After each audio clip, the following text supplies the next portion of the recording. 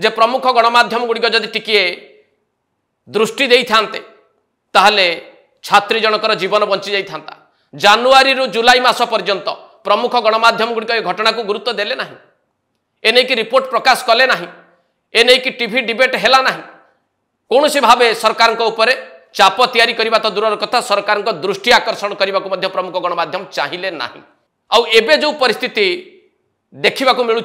प्रमुख गणमाध्यम रे ताहा कौन विरोधी दल किभली भाव में सजबाज होउची आंदोलन करबा पई, विरोधी दल किभली प्रतिवाद करुची, किभली विक्षोभ करुची, कोठी कैंडल शोभायात्रा होउची, कोठी पुलिस सहित धस्ताधस्ती होउची, कोठी लोकसेवा भवन को घेराव करबा पई बिजू जनता दलर बड़ बड़ नेता माने चली जाउछथि।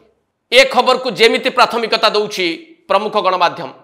सेतिकी मात्रा रे जदि प्राथमिकता देई थांता प्रथमरु ताहले भाबंतु बिना कारण रे छात्री जनक कण मृत्युवरण करिथांते।